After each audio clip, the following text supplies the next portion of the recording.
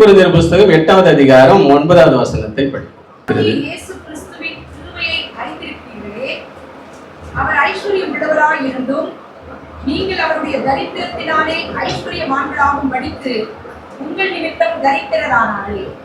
அல்லேலூயா. நம்முடைய கர்த்தராகிய இயேசு கிறிஸ்துவின் கிருபையை அறிந்திருக்கிறீர்களே, அவர் ஐஸ்வர்யம் உள்ளவராய் இருந்தும் நீங்கள் அவருடைய தரித்திரத்தினாலே ஐஸ்வர்யவான்களாகும்படி உங்கள் நிமித்தம் தரித்திரரானாரே அப்படின்னு பார்க்கிறோம். தரித்திரரானார். நமக்கு தரித்திரம்னா பிடிக்காது. யாருக்கு தரித்திரம்னா பிடிக்கும்? நமக்கு தரித்திரம்னா பிடிக்காது. ஆனா வசனம் சொல்லுது நம்ம தரித்திரரா இருக்கிறோம் என்று சொல்லி. உங்களுக்கு பிடிக்கலனாலும் பிடிச்சாலும் சரி, நம்ம எதுல இருந்தோம் அப்படின்னா தரித்திரத்துல தான் இருந்தோம். ஆனால் அந்த தரித்திரத்திலிருந்து நம்மை விடுவித்து நம்மை ஐஸ்வர்யவான்களாய் மாற்றும்படியாக இயேசு இந்த உலகத்துக்கு வந்தார். அல்லேலூயா. அதாவது தரித்திரம் என்றால் யாரெல்லாம் இயேசு கிறிஸ்துவை ஏற்றுக்கொள்ளவில்லையோ அவர்கள் எல்லாரும் தரித்திரர்கள் இருக்கிறார்கள். யாரெல்லாம் இயேசு கிறிஸ்துவை ஏற்றுக்கொண்டிருக்கிறார்களோ அவர்கள் எல்லாரும் ஐஸ்வர்யவான்களாய் இருக்கிறார்கள். அல்லேலூயா. இப்போ அவர் வசனம் சொல்லுகிறது, அவர் ஐஸ்வர்யம் உள்ளவராய் இருந்தும் அப்படின்னா என்னன்னா, அவர் ஆல்ரெடி அவர் ரிச் மேன் தான், பணக்காரர் தான் அவர். ஆனா நம்மளை பணக்காரராய் மாற்றும்படியா இயேசு இந்த உலகத்துக்கு வந்தார், நம்மை ஐஸ்வர்யவான்களாய் மாற்றும்படியா. அப்போ நமக்கு என்னென்ன ஐஸ்வர்யத்தை எல்லாம் கர்த்தர் கொடுத்திருக்கிறார் அப்படி என்பதுதான் இந்த கிறிஸ்துமஸ் காலத்தின் செய்தி. முதலாவதாக எபேசியர் புஸ்தகம் 1ஆம் அதிகாரம் 7ஆம் வசனத்தை படிக்கும்.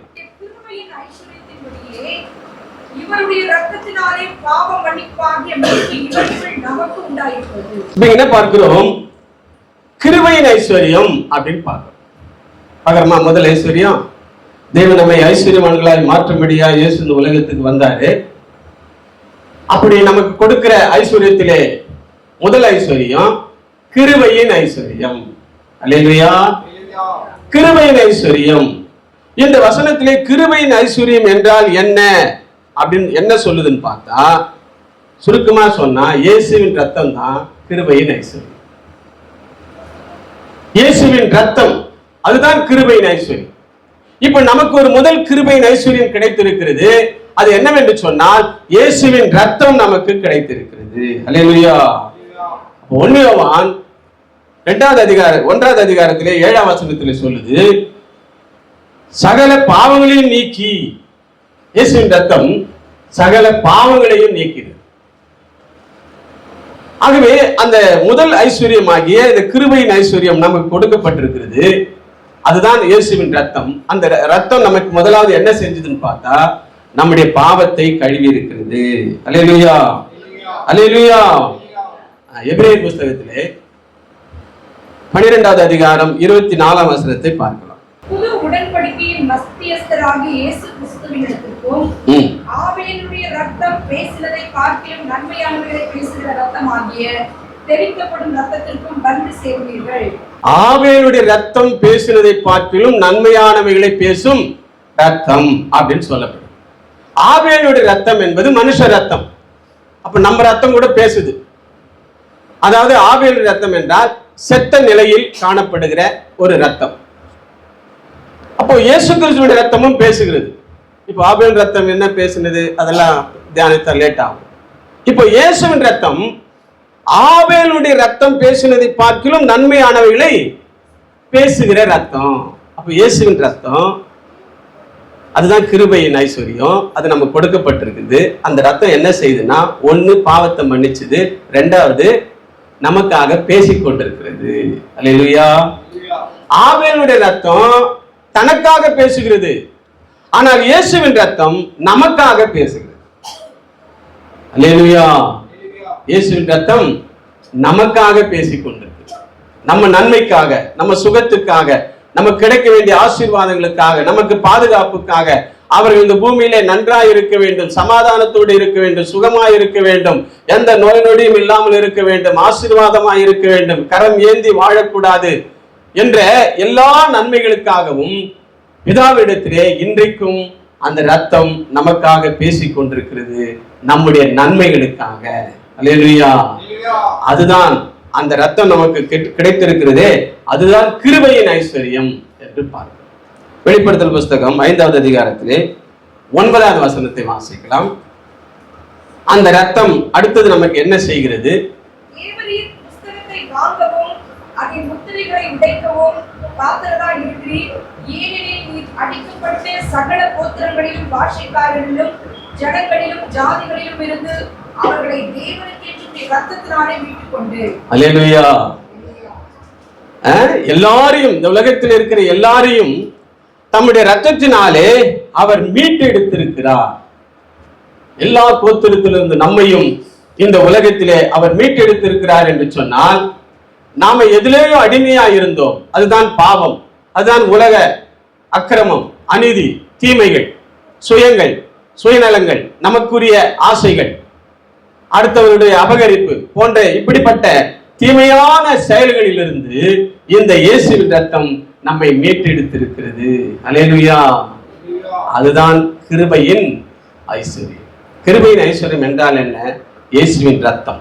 இயேசுவின் ரத்தம் தான் கிருபையின் ஐஸ்வர்யம். ஆகவே நாமும் அவருடைய ரத்தத்தினாலே மீட்டெடுக்கப்பட்டிருக்கிறோம். அவருக்கு சொந்த பிள்ளைகளாய் மாறி இருக்கிறோம். அந்த ரத்தம் நம்மை கழுவி இன்றைக்கு அவருடைய பிள்ளைகளாய் நிறுத்தி இருக்கிறது. அல்லேலூயா. ஆகவே முதலாவது நமக்கு ஒரு ஐஸ்வர்யத்தை ஆண்டவர் கொடுக்கிறார். அதுதான் கிருபையின் ஐஸ்வர்யம். ரத்தத்தை கொடுத்திருக்கிறார். அவருடைய ரத்தம் நமக்காக சிந்தப்பட்டிருக்கு. அல்லேலூயா. இந்த உலகத்திலே எந்த தெய்வமும் செய்திராத ஒரு காரியத்தை இயேசு செய்தார். எல்லாத்திலையும் போட்டி போடலாம். உன் தேவன் தான் பெரியவரா, இயேசு தான் பெரியவரா என்று எல்லாத்திலையும் எக்ஸாம்பிள் கொடுக்கலாம். ஆனால் ரத்தத்திலே, அவர் உயிர் கொடுத்ததிலே எக்ஸாம்பிள் கொடுக்கிறதுக்கு ஒரு தெய்வம் கிடையாது. அவருக்கு இணை அவர் மட்டும்தான். அவர் தன்னுடைய உயிரை கொடுத்தார், ரத்தத்தை சிந்தினார். ஏனென்றால் வசனம் சொல்லுகிறது, ரத்தத்துலதான் உயிர் இருக்குது. ஒரு மனுஷனுக்கு ரத்தம் போயிடுச்சுன்னா உடனே ரத்தம் தான் ஏத்துறான். வசனம் சொல்லுது, ரத்தத்தில் தான் உயிர். அப்ப ரத்தத்தை அவர் கொடுத்தார். ஆகவே அந்த ரத்தத்தினாலே நம்மை மீட்டெடுத்திருக்கிறார். அதுதான் கிருபையின் ஐஸ்வர்யம் என்று நாம் பார்க்கிறோம். இரண்டாவது, அதே புஸ்தகத்திலே இரண்டாவது ஒரு ஐஸ்வர்யத்தை அவர் கொடுக்கிறார். அதே 1வது அதிகாரத்தில் 18ஆம் வசனத்தை வாசிக்கலாம். தாம் நம்மை அழைத்ததினாலே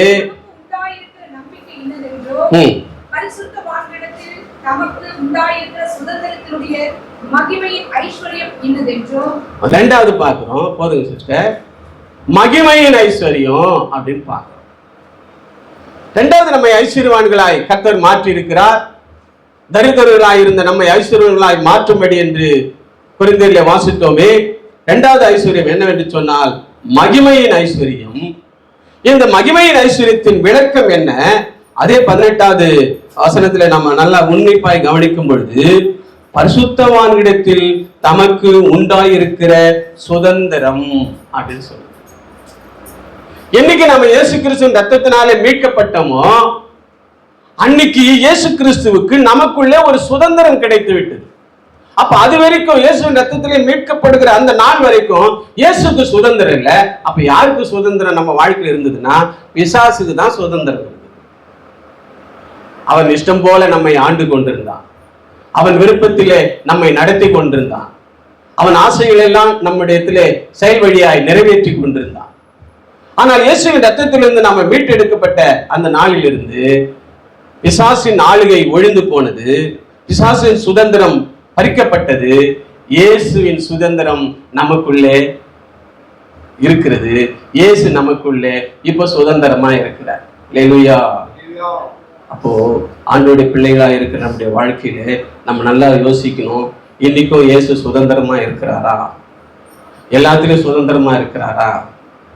ஏதாவது ஆண்டவருடைய வார்த்தையை மீறுகிறேனா? அப்படி மீறும் பொழுது அவருக்கு சுதந்திரம் போய்விடுகிறது. அவருடைய விருப்பப்படி, அவருடைய எண்ணத்தின்படி, வேதம் நமக்கு சொல்லுகிறபடி, ஆலயத்திலே நமக்கு இத்தனை காலங்களாய் பிரசங்கித்த பிரசங்கத்தின்படி நாம நடந்து கொண்டிருக்கிறோம் என்று சொன்னால் இயேசு நம்முடைய வாழ்க்கையில சுதந்திரமா இருக்கிறார். அல்லேலூயா. அப்போ இயேசு கிறிஸ்துவை நம்முடைய இருதயத்திலே, நம்முடைய வாழ்க்கையிலே, நம்முடைய செயல்பாட்டிலே அவரை சுதந்திரமா வைக்கணும். அப்படின்னா என்னன்னா, அவருக்கு விருப்பமானதை செய்யும் பொழுதெல்லாம் அவர் சுதந்திரமாய் இருக்கிறார். அவருக்கு விருப்பம் இல்லாததை ஏதாவது ஒன்று நம்ம மறந்தோ தெரிந்தோ செய்கிறோம் என்று சொன்னால் அவர் சுதந்திரம் பறிக்கப்படுகிறது. அந்த இடத்திலே பிசாசுக்கு சுதந்திரம் உண்டாகிறது. ஆகவே இயேசு ரத்தத்தினால் மீட்கப்பட்ட நம்முடைய வாழ்க்கையிலே இந்த மகிமையின் ஐஸ்வர்யத்தை பெற்றிருக்கிற நாம் அந்த சுதந்திரம் கர்த்தருக்கு என்னைக்கும் கொடுத்துட்டே இருக்கணும். இயேசுக்கு என்னைக்கும் சுதந்திரம் கொடுத்துட்டே இருக்கணும். அப்படின்னா இயேசு என்றைக்கும் சுதந்திரமா இருந்து கொண்டே இருக்க வேண்டும் என்று சொன்னால் நம்ம இயேசுவின் பிள்ளைகளாய் வாழ்ந்து கொண்டே இருக்க வேண்டும். அல்லேலூயா. 2 தீமோத்தேயுவின் புத்தகத்திலே 1வது அதிகாரம் 4ஆம் வசனத்தை படிக்கலாம்.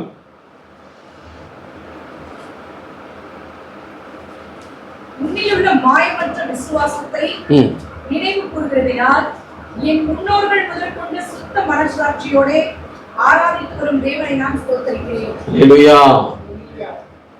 அதுதான் இயேசுவின் சுதந்திரம். சுத்த மனசாட்சியோட கூட நாம கர்த்தரை ஆராதிக்கிறோம் பாருங்க, அதுதான் இயேசுவின் சுதந்திரம். ஆகவே எந்த அளவுக்கு நாம சுத்த இருதயத்தோடு கூட கர்த்தரை ஆராதிக்கிறோமோ அந்த அளவுக்கு இயேசு நம்முடைய வாழ்க்கையிலே நம்முடைய இருதயத்திலே அவர் சுதந்திரமாய் இருக்கிறார். அல்லேலூயா. தொடர்ந்து நம்ம வாசிக்கலாம். 2 கொரிந்தியர்களே 6வது அதிகாரம் 16வது வசனத்தை வாசிக்கலாம். 6:16.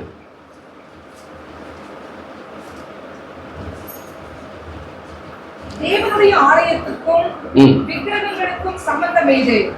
நான் அவர்களுக்குள்ளே வாசம் பண்ணி அவர்களுக்குள்ளே உலாவி. தேவனுடைய ஆலயத்துக்கும் விக்கிரகத்துக்கும் சம்பந்தம் இல்ல அப்படின்ற. அப்ப என்ன சொல்றாரு? யாரை ஆலயம் என்று சொல்லுகிறார்? நம்மைதான் ஆலயம் என்று சொல்லுகிறார்.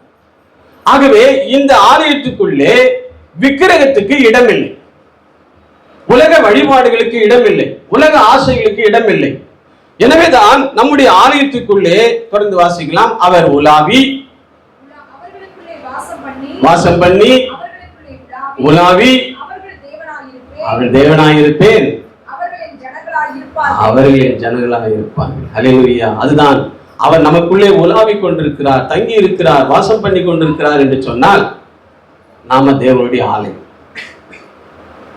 அல்லது அதை பறிக்கப்படும் பொழுது அல்லது உலகத்தின் காரியங்கள் நமக்குள்ளே நுழையும் பொழுது, தேவனுடைய ஆலயத்துக்கு விக்கிரத்துக்கு சம்பந்தம் இல்லை, அது நம்மளுக்குள்ளே வரும் பொழுது இந்த தேவனுடைய ஆலயம் தீட்டுப்பட்டு போகுது. நம்ம கட்டிடம் என்கிற ஆலயத்துக்கு கொடுக்கிற முக்கியத்துவத்துக்கும் மேலாக உடல் என்கிற ஆலயத்துக்கு முக்கியத்துவம் கொடுக்கும். அல்லேலூயா. கட்டிடம் என்கிற ஆலயத்துக்கு எப்போனா ஒருத்தர் தான் வரும். ஆனால் உடல் என்கிற ஆலயத்திலே தினமும் அவரை நாம மகிழ்ப்படுத்தி கொண்டே இருக்க வேண்டும். அதை தினமும் நாம பத்திரமாய் பார்த்து கொண்டே இருக்க வேண்டும். 1 கொரிந்தியர் 6வது அதிகாரத்தில் 19வது வசனத்தை படிக்கலாம். அப்பொழுது நான் உங்களை ஏற்றுக்கொண்டு உங்களுக்கு பிதாவாய் இருப்பேன், நீங்கள் எனக்கு குமாரரும் குமாரத்திகளுமாய் இருப்பீர்கள் என்று சர்வ வல்லமையுள்ள கர்த்தர் சொல்கிறார். அல்லேலூயா. ஆகவே கர்த்தர் நம்மை, பிசாசின் ஆலயமாய் இருந்த நம்மை கர்த்தரின் ஆலயமாய் மாற்றியிருக்கிறார். அல்லேலூயா. அதான் தேவனின் ஆலயமே, பரிசுத்த ஆலயமே, நாமே அவ்வாலயமே. தேவனின் ஆலயமே, பரிசுத்த ஆலயமே, மகிமையின் ஆலயமே, நாமே அவ்வாலயமே. தேவனின் ஆலயமே.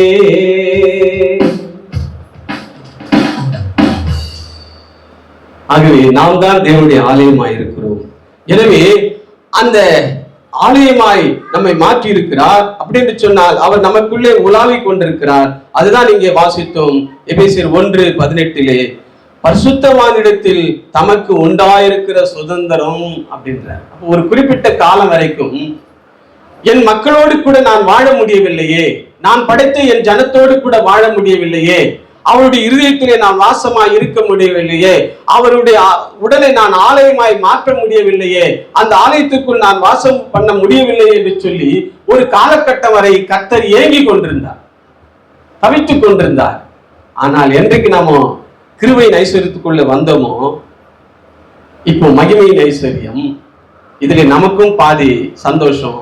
இந்த மகிமையின் ஐஸ்வர்யத்துல பாதி கர்த்தருக்கும் இயேசுவுக்கும் சந்தோஷம். அல்லேலூயா. அவர் எனக்குள்ளே இருக்கிறார், நான் அவருக்குள்ளே இருக்கிறேன். அவர் எனக்குள்ளே இருக்கிறது அவருக்கு சந்தோஷம். மூன்றாவது, நம்மை ஐஸ்வர்யவான்களாக அவர் மாற்றினார் அல்லவா?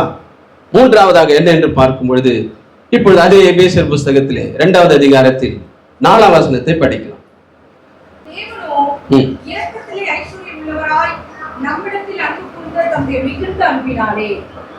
இங்கே பார்க்கிறோம், இரக்கத்தில் ஐஸ்வர்யம்.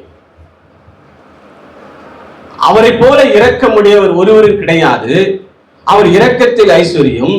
இந்த இரக்கத்தின் ஐஸ்வர்யம் நமக்கு என்ன செய்தது அப்படின்னு பார்த்தா, அதே வசனத்தை தொடர் 5வது வசனத்தை வாசிக்கலாம்.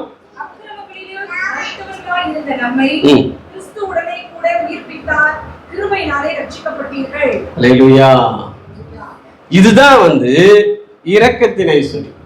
இந்த இரக்கத்தின் ஐஸ்வர்யம் நம்ம வாழ்க்கையில வந்துச்சு. அது என்ன, அதனால என்ன நடந்தது என்று நாம பார்க்கும் பொழுது, நான் முன்னாடி பாவத்தில் மரித்து கிடந்தேன், இப்போ பாவத்துக்கு நான் மரிக்கிறேன் இல்லையா? பாவத்துக்காக பாவத்தில் மரித்திருந்தேன், இப்பொழுது பாவத்துக்கு மரித்திருக்கிறேன். புரியுதுங்களா? பாவத்தில் மரித்திருந்தேன், இப்போ பாவத்துக்கு மரித்திருக்கிறேன். என்ன புரியுது? ஃபர்ஸ்ட் பாவத்துல செத்து இருந்தோம், இப்போ பாவத்துக்கு செத்துட்டு இருக்கிறோம். அப்படின்னா என்னன்னா, பாவம் தேடி பார்க்குது எனக்குள்ளே வாழ்வதற்கு. நான் செத்து போய் கிடக்கிறேன். நான் எதிர செத்து கிடக்கிறேன்னா, பாவம் வாழுகிற அளவிற்கு நான் உயிரா இல்லை. ஏன்னா நான் கிறிஸ்துவுக்குள் வாழ்ந்து கொண்டிருக்கிறேன். அல்லேலூயா. பாவம் எனக்குள் வாழ்வதற்கு அந்த உயிர் எனக்குள் இல்லை. பரிசுத்தம் வாழ்ந்து கொண்டிருப்பதற்கான உயிர் எனக்குள்ளே இருக்கிறபடியால் பாவம் என்னை பார்க்கும் பொழுது என்னை ஒரு டெட் பாடியா பார்க்குது. அங்க வாழ முடியல. ஏன்னா இயேசு எனக்குள்ளே வாழ்ந்து கொண்டிருக்கிறார். அல்லேலூயா. கிறிஸ்து எனக்குள்ளே வாழ்ந்து கொண்டிருக்கிறார். இயேசு எனக்குள்ளே வாழ்ந்து கொண்டிருக்கிறார். ஆகவே பாவம் தேடி பார்க்கும் பொழுது நான் பாவத்துக்கு செத்து கிடக்கிறேன். பாவத்துக்கு செத்து இல்லை, பாவத்துக்கு செத்து கிடக்கிறேன். அல்லேலூயா. பாவம் என்னை தேடி பார்க்கிறது. இவங்க கிட்ட முன்னெல்லாம் வாழ்ந்தோமே, இவங்க கிட்ட கிருபையின் ஐஸ்வர்யம் வரத்துக்கு முன்னாடி வாழ்ந்தோமே, இப்ப வாழலான்னு பார்த்தா அதுக்கான வாய்ப்பு இல்லை. அந்த உயிர் நம்ம கிட்ட இல்லை, அது பாடி செத்து கிடக்குது. ஆனால் இது கிறிஸ்துவுக்குள் வாழ்ந்து கொண்டிருக்கிறது. அந்த பாவத்துக்கு இங்கே இடம் இல்லை. அது 1வது வசனத்தை வாசிக்கலாம். 2:1.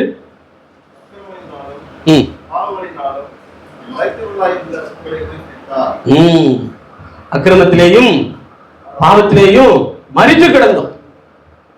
அதுதான் வச்சுதான் இயேசு கிறிஸ்துவோட ஒரு இடத்துல சொல்றாரு, மரித்தோரை அடக்கம் பண்ணட்டும், நீ என்னை பின்பற்றி வானா. என்ன அது அப்படின்னா, உயிராய்தான் இருக்கிறார்கள், ஆனால் கர்த்தருக்கான உயிர் இல்லை. உயிராய்தான் இருக்கிறார்கள், ஆனால் இயேசு வாழ்வதற்கான உயிர் இல்லை. அவங்க உலக பிரகாரமாய் வாழ்ந்து கொண்டிருக்கிறார்கள். உலக பிரகாரமாய் வாழ்வது கூட ஒரு விதத்தில் செத்த நிலைதான். அல்லேலூயா. ஒரு காலம் வரையில் நாம உலகத்தில் வாழ்ந்து கொண்டிருந்தோம், உயிரினாவும் இருந்துச்சு, ஆனா கர்த்தருக்கு பயன் இல்லை. அதை அவர் என்ன சொல்றாரு, நீ செத்த வாழ்க்கைன்ற. அதனால்தான் அவர் சொல்றாரு, மரித்தோரை அடக்கம் பண்ணட்டும். ஆகவே அவர்கள் செத்து கிடக்கிறார்கள்.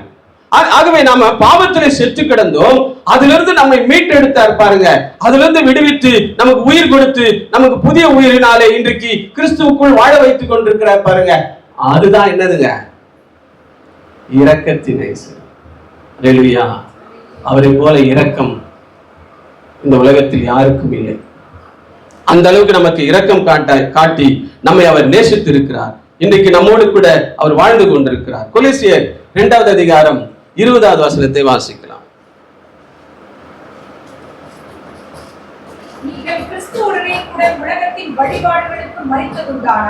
அதுதான் பாவத்துக்கு நான் மரித்திருக்கிறேன்.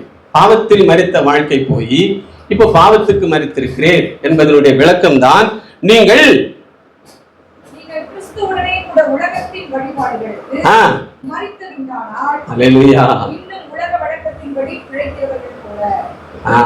அதுல மறிச்சிட்டோம். ஆனா இப்போ நம்ம அதுல பிழைக்கிற மாதிரி வாழக்கூடாது. செத்தது தான். அல்லேலூயா. செத்தவன உயிரா எழுப்ப முடியுமா? அவரு எழுப்ப முடியும். பொதுவா செத்துட்டா அவ்வளவுதான், செத்து போச்சு. ஆனால் ஆவிக்குரிய ஜீவியத்திலே செத்தவன் உயிராக முடியும், திரும்பி அவங்க பாவத்துக்குள்ளே வர முடியும். ஆனால் அந்த வழிபாடுக்குள்ளே நம்ம வரக்கூடாது. உலக வழிபாடுகளுக்கு நம்ம என்ன பண்ணிட்டான்? சேர்த்துட்டோம்.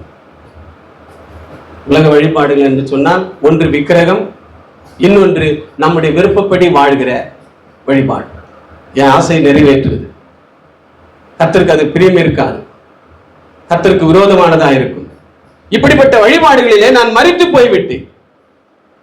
ஆகவே இந்த வாழ்க்கையிலிருந்து என்னை அவர் உயிரோடு கூட எழுப்பினார் பாருங்க, அதுதான் இரக்கத்தின் ஐஸ்வர்யம். மூன்றாவதாக எனக்கு ஒரு ஐஸ்வர்யத்தை கொடுத்திருக்கிறார், கொடுக்க இந்த உலகத்துக்கு வந்தார், அதுதான் இரக்கத்தின் ஐஸ்வர்யம். நாலாவது ஐஸ்வர்யத்தை பார்க்கலாம். அதே அதிகாரத்திலே 6ஆம் வசனத்தை படிக்கலாம். எபேசியர் 2:6. கிறிஸ்து இயேசுவுக்குள் அவர் நம்மிடத்தில் வைத்த தயவினாலே தம்முடைய கிருபையின் மகா மேன்மையான ஐஸ்வர்யத்தை வருங்காலங்களில் விளங்க செய்வதற்காக, மகா மேன்மையான ஐஸ்வர்யத்தை வருங்காலங்களிலே விளங்க பண்ணுவதற்காக. என்ன ஐஸ்வர்யம்? மகா மேன்மையான ஐஸ்வர்யம். மகா மேன்மையான ஐஸ்வர்யம். ஆகவே மகா மேன்மையான ஐஸ்வர்யம் இங்கே நமக்கு கொடுக்கப்படுகிறது. அது என்னவென்று சொல்லி பார்த்தால் அந்த வசனமே அருமையா சொல்லுகிறது. கிறிஸ்து இயேசுவுக்குள் அவர் நம்மிடத்தில் வைத்த தயவினாலே தம்முடைய கிருபையின் மகா மேன்மையான ஐஸ்வர்யத்தை வருங்காலங்களிலே விளங்க செய்யத்தக்கதாக. கீழ் வசனத்தை வாசிக்கலாம். 7வது வசனம்.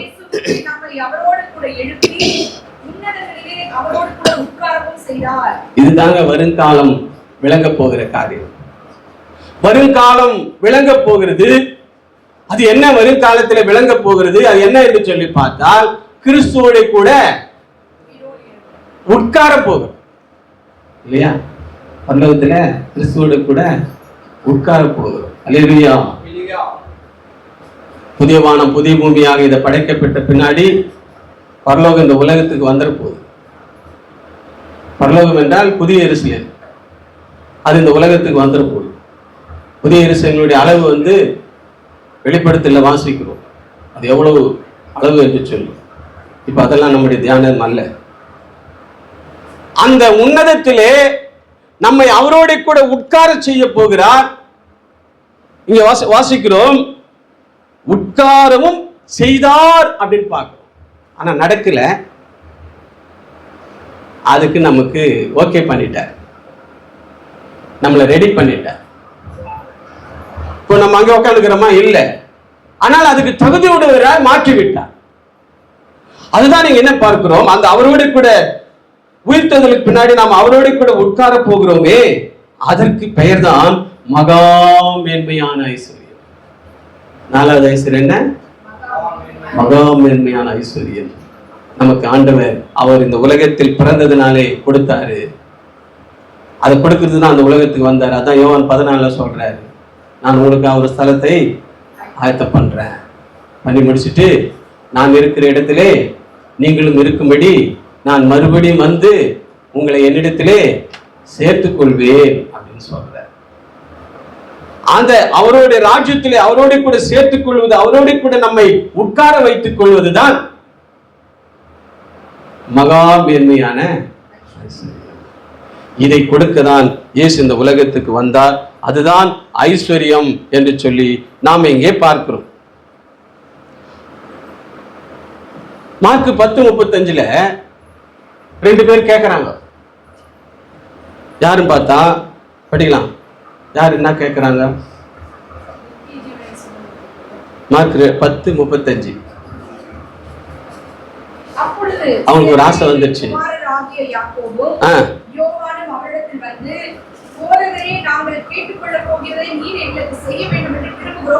அவங்களுக்கு தெரியுது கேட்கறது சரியில்லை, ஆனாலும் எங்களால முடியல, நாங்க கேட்டுதான் அவனை எங்களுக்கு ஆசையா இருக்குது, அதனால நாங்க கேட்கறது நீங்க என்ன பண்ணா கட்டாயம் செஞ்சுதான் செய்யணும் ஆண்டவரே. என்ன கேட்கிறாங்க?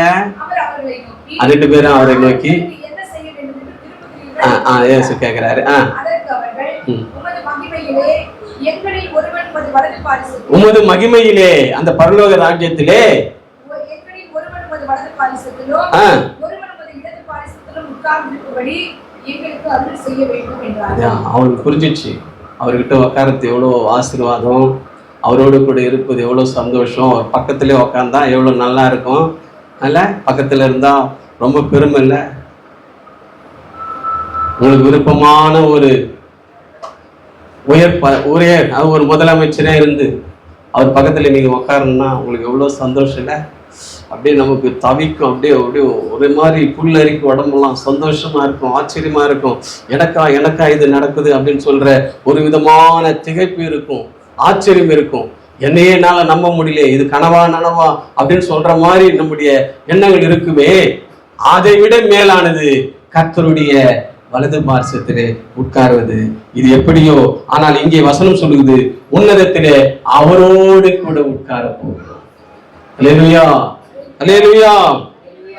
ஆகவே கொலோசியர் புத்தகத்திலே 3வது அதிகாரம் 4ஆம் வசனத்தை படிக்கலாம். 3:1. நீங்கள் கிறிஸ்துவுடன் கூட எழுந்ததுண்டானால் கிறிஸ்து தேவனுடைய வலது பாரிசத்தில் வீற்றிருக்கும் இடத்தில் உள்ள மேலானவைகளை தேடுங்கள். ஆமா, மேலானவைகளை தேடுங்கள். இல்லையா? அங்கே நமக்கு ஒரு அதிகாரத்தை கொடுத்திருக்கிறார், ஒரு உரிமையை கொடுத்திருக்கிறார், ஒரு வாக்குத்தத்தத்தை கொடுத்திருக்கிறார். அது என்னவென்று சொன்னால் அவரோடு கூட உட்கார்கிற அந்த ஒரு ஆசீர்வாதம். அவை மேலானவைகளை நாடுங்கள், கீழானவைகள் அல்ல, மேலானவைகளை நாடுங்கள், அந்த ஆசீர்வாதத்தை தேடுங்கள் என்று சொல்லி இங்கே இயேசு அவர் மூலமாய் சொல்லுகிறதை நாம் பார்க்கிறோம். 2 பேதுரு புத்தகத்திலே 1வது அதிகாரம் 4ஆம் வசனத்தை படிக்கலாம். 2 பேதுரு 1.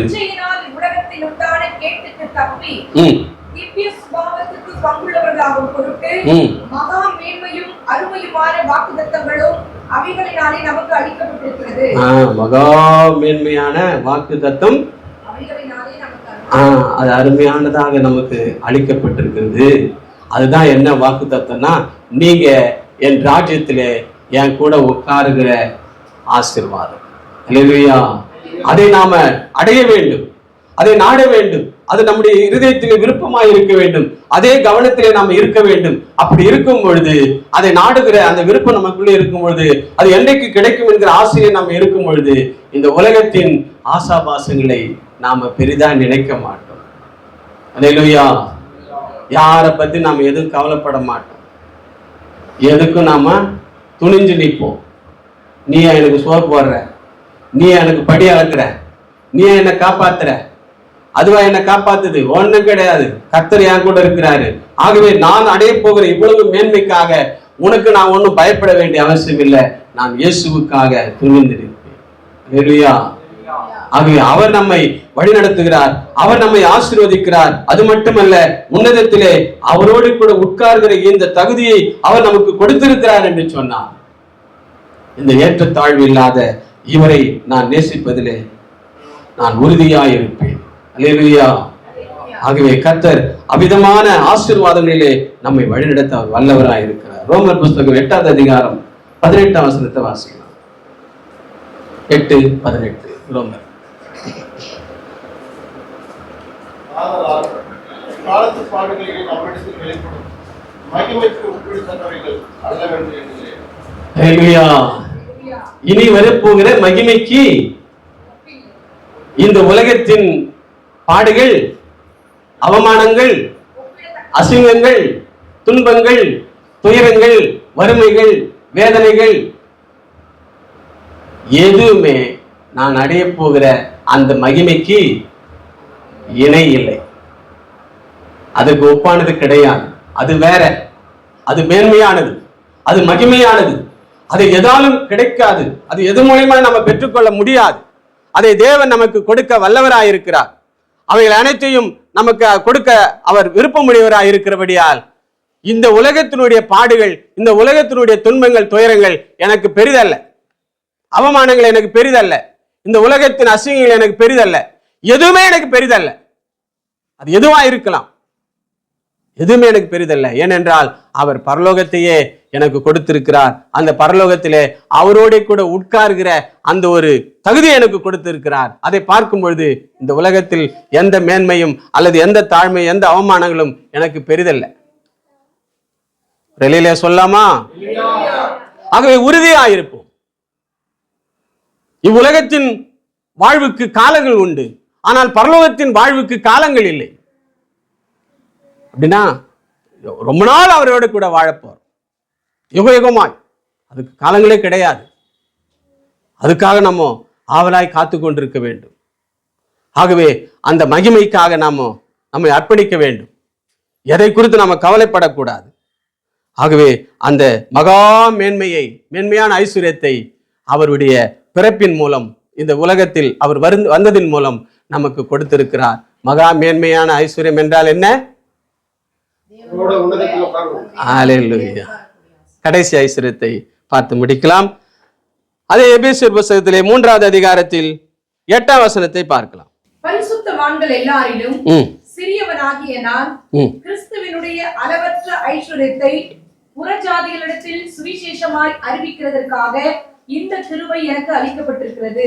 அளவற்ற ஐஸ்வர்யம், அளவற்ற ஐஸ்வர்யம் என்கிற 5வது ஐஸ்வர்யத்தை பார்க்கிறோம். இயேசுவின் பிறப்பின் மூலம் நமக்கு 5வது ஒரு ஐஸ்வர்யம் கிடைத்திருக்கிறது. அது அளவற்ற ஐஸ்வர்யம். அளவற்ற ஐஸ்வர்யத்தின் விளக்கம் என்ன? அளவற்ற ஐஸ்வர்யம் என்றால் என்ன என்று பார்த்தால் காஸ்பிள். என்னதுங்க? சுவிசேஷம். சுவிசேஷம் 2 வகைப்படும். முதல் வகை இயேசுவை பற்றி மற்றவர்களுக்கு அறிவிப்பது. 2வது ஒரு சுவிசேஷம் இருக்குது, அது சபையில் அறிவிக்கப்படுகிறது. அல்லேலூயா. முதல் சுவிசேஷம் தெருக்களிலே வெளியிலே அறிவிக்கப்படுகிறது. ஆனால் 2வது ஒரு சுவிசேஷம் இருக்கிறது, அது சபையில் அறிவிக்கப்படுகிறது. ஆகவே முதல் சுவிசேஷத்தை நாம கேட்டோம். இப்போ 2வது சுவிசேஷத்தை நாம கேட்க வேண்டும் என்று சொன்னால் சபைக்கு வந்து கொண்டே இருக்க வேண்டும். அல்லேலூயா. இந்த ஐஸ்வர்யத்தை நாம் மட்டும் பெற்றுக்கொள்வதல்ல, மற்றவர்களையும் சபைக்கு அழைத்து வந்து கொண்டே இருக்க வேண்டும். அல்லேலூயா, அல்லேலூயா. இந்த ஐஸ்வர்யத்தை எல்லாரும் அடைய வேண்டும். ஆகவே 2வது சுவிசேஷம் அது சபையில் தான் இருக்கிறது. அது என்ன சுவிசேஷம்? 2வது சுவிசேஷம் என்ன என்று சொல்லி பார்த்தால் கலாத்தியர் புத்தகம் 3ஆம் அதிகாரம் 8ஆம் வசனத்தை படிக்கலாம்.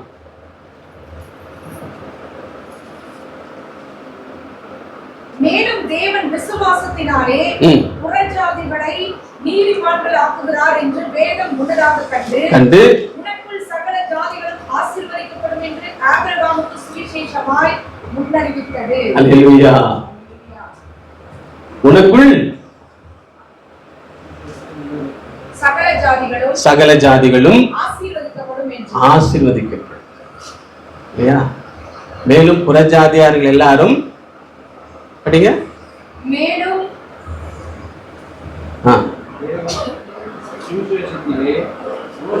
தேவன் விசுவாசத்தாலே புறஜாதிகளை நீதிமான்கள் ஆக்குகிறார் என்று வேதம் முன்னதாக கண்டு உனக்குள் சகல ஜாதிகளும் ஆசீர்வதிக்கப்படும் என்று ஆபிரகாமுக்கு சுவிசேஷமாய் முன்னறிவித்தது. அல்லேலூயா.